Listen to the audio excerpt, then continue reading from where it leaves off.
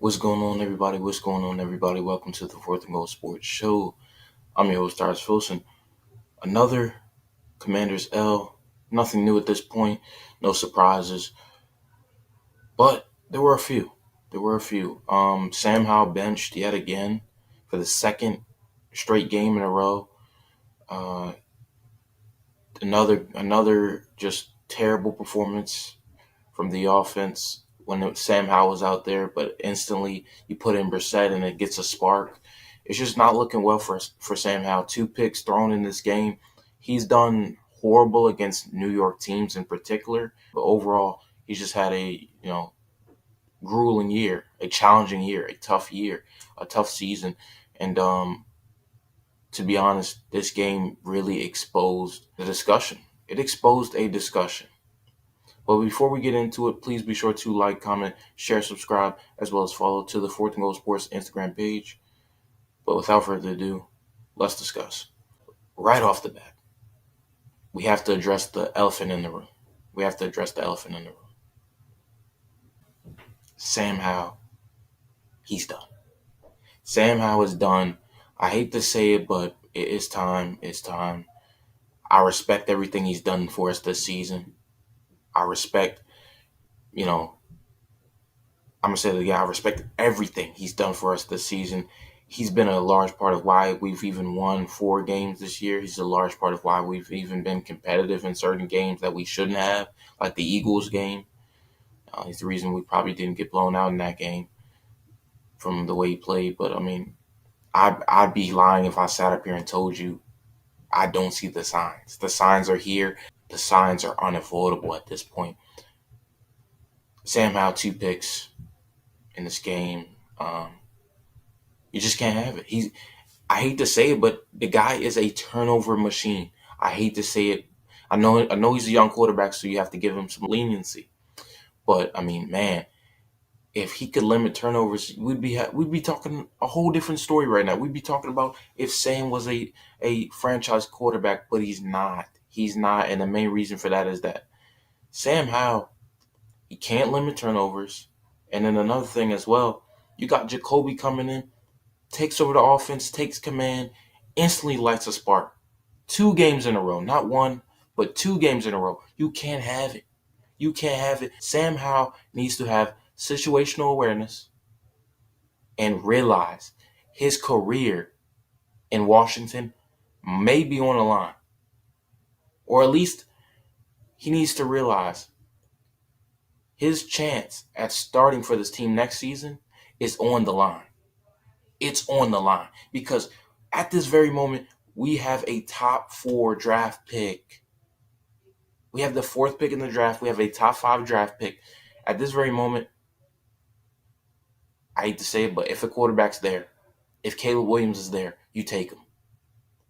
If Jaden Daniels is there, you might have to take him. Now, to be honest, I think those are the 2 guys when it comes to quarterback that I'm like, okay, you take them. When it comes to Drake May, I say you might as well stay with Sam if it's Drake May. But from my opinion, I'm thinking we go.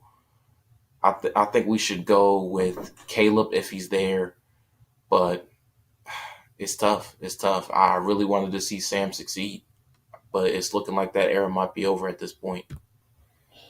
Right now it's looking like the Sam Howell era may be over in Washington. It may be over. You have 2 games left, and this game really affects the trajectory of Sam Howell's progression. The last 2 games, he struggled. We've seen that. Last 2 games, he's been benched. We've seen that. I think the biggest reason a lot of Washington fans kept watching, me, I'm a diehard. I'm going to watch every game. But one of the main reasons that people kept watching was to see Sam Howell's progression, to see if he could do this, that, to see if he could prove he's the starter going into next season. And with this loss, it's almost safe to assume that Jacoby Brissett may be the starter for the last remaining 2 games. Next week, you're at home versus the 49ers. After that, you're at home versus Dallas. It's going to be tough. And to be honest, at this point, the coaching staff in my opinion. I'm not trying to take the blame away from Sam because he deserves accountability for the way he's played 100%. But the coaching staff failed Sam Howell. Let's be honest here. The coaching staff of the Washington Commanders, Ron Rivera, Eric Bieniemy, and so forth, have failed Sam Howell. Eric Bieniemy, I don't want to hear nothing else about Eric Bieniemy and head coach in the same sentence. I don't want to hear nothing else about that. This man, the plays he calls, it's almost like he's flipping through his playbook and said, "We haven't run this yet. Let's call this now. Let's just call this." I mean, plays where it's. I mean, even going back to the Dallas game and previous games, because I'm not going to harp on this game too much as far as the play calling, because the play calling wasn't that bad in this game. To be honest, I love the way Chris Rodriguez got his chances and showed out. Respect to him. Great effort, great electricity on his runs. I love it. But in previous weeks, when it came to Sam Howell and when it came to Eric Bieniemy, the play calling connection was just not there. It was not there. You got plays versus Dallas where it's 4th and 1, and you run a streak route to Terry, a deep route, a deep streak route, throw it up, incomplete. What are these calls? 3rd and short, you're lining your running back 4 yards back on a gun run. Line the quarterback under the center and run the ball. The gun run, you're already stacked at the box. Guys are stacked at the box. You want to be as close to that line of scrimmage as you can be. Why are you backing up even further? It's just not logical. It's just not logical. I don't think Eric Bieniemy needs to be a head coach as of right now. You can keep saying he needs to be. I hear respect to RG3 for pushing for him. He's trying to push for RG3's trying to push for Eric Bieniemy to be a head coach and to get his opportunity. That's all fine and well. Just make sure in your argument you clearly state you're basing it off of what he did in Kansas City, because he doesn't have any qualifications if you base it off of what he's done here. He hasn't done nothing here. He hasn't done nothing here. The biggest form of credit I gave to him early in the season was his progression for Sam Howell. Look at where we are now. Look at where we are now. The biggest accomplishment of Eric Bieniemy with this offense has been the accomplishments and the progressions and the growth of Sam Howell, and look at where we are now. You bench him twice back-to-back games. Everything he's worked towards at this point, basically done. You got a new GM coming in. You got a new head coach coming in. A new coaching staff coming in. At this point, no matter what side you want, no matter if you like Sam or you want a different guy, we have to be honest here. The new regime's going to want their own guy. And I think the odds are definitely against Sam Howell at this point in time.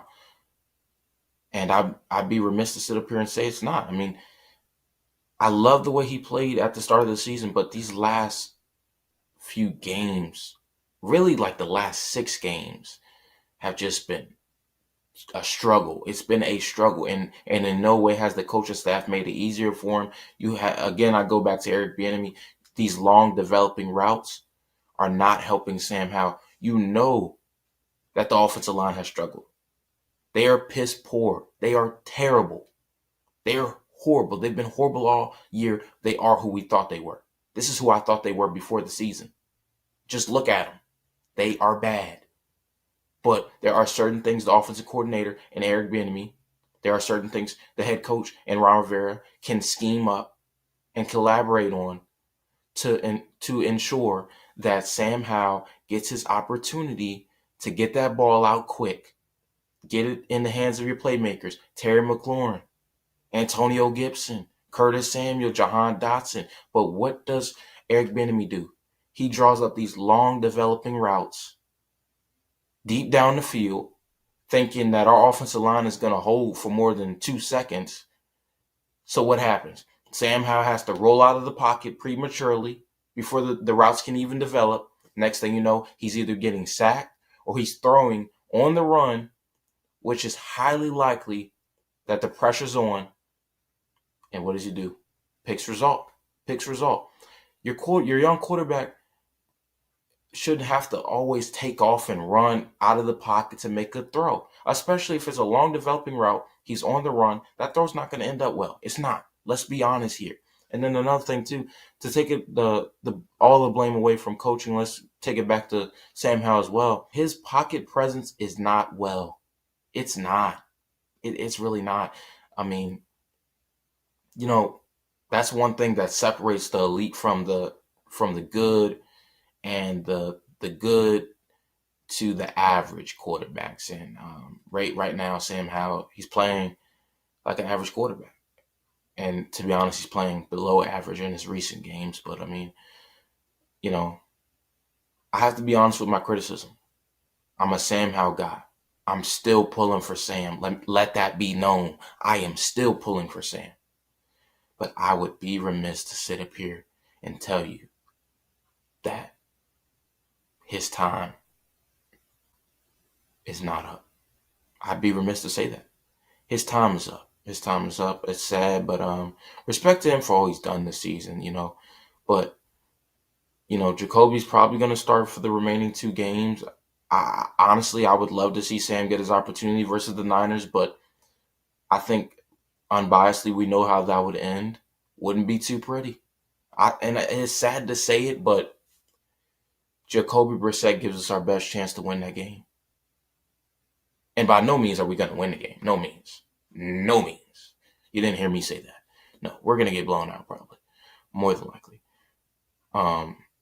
But if you want to add the percentages or hypotheticals, whatever you want to put it into, the logistics, whatever. Sam Howell starts versus the Niners. It could get ugly, and ugly fast. I just don't think his pocket presence is good enough to handle that pass rush. Chase Young's going to be making his return game. Excited for him. And I just think Jacoby has better pocket presence, pocket awareness, situational awareness. He stands in that pocket, makes confident throws. And, these are things I've seen from Sam as well. It's the consistency that matters. If you can't consistently do it at a high rate, at a high level, there's going to be questions about whether you're the guy. And the turnovers are just backbreakers. They're always in the worst moments. You start the game with a turnover. Instantly the momentum killed just like that. The positives killed just like that. The negatives right through the window. They're coming in. And honestly, there's just so many mistakes that this team made today as a whole. Not even on Sam. Away from the topic of quarterback, offensive coordinator, and Sam Howell and Jacoby Brissett. Away from that, the team overall, they started the game poorly, like they usually do. Offense, defense, special teams, pitiful. First half, comeback. Second half, they put up a fight, nearly got the W at the end, but Greg Zuerlein saves the day for the Jets. And I'm sure, my Washington fans who are rooting for the tank, I'm sure they're pleased. I know I was watching it and I was like, yeah, he's going to hit that field goal. We're going to get to keep that top 5 pick for sure. Not sure whether we will move up or move down depending on the situations going on.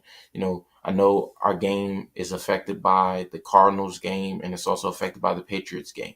Those are 2 big ones. But for sure, I am definitely, pleased with the way we finished the game. I at least am pleased with the effort, the fight. I can respect that for sure. But yeah, like I've said in many videos, Ron Rivera needs to go. I don't care about waiting till the end of the season. I don't care. To be honest, we should have fired Ron Rivera after the Dallas game, along with Jack Del Rio. They should have both been fired. You decide to keep Ron. I just don't see what that benefits the team. This team is lifeless at certain points. It started the game lifeless. 0 energy. 0 impact. 0, effort alertness, electricity, fire, energy, just something. It looked just dead. It looked dead. And it reflects its leader, Coach Ron Rivera. It's time for him to go. I can't wait for the day he's gone. I cannot wait. And I'm not, like I said, I'm not trying to be a troll. I'm not trying to be hating on Ron. He's done some good things here. I appreciate the things he's done here. It's time, though. It's time. It's time. So, in conclusion, I just want to say thank you guys for watching. Thank you guys for supporting the 14 Goal Sports YouTube and Instagram page. Please be sure to comment down below. Is this the end of the Sam Howell era? Should we draft a quarterback in the NFL draft of 2024? Let me hear it in the comments. I'm your host, Josh Filson. This is the 14 Goal Sports Show. Have a blessed day. Peace.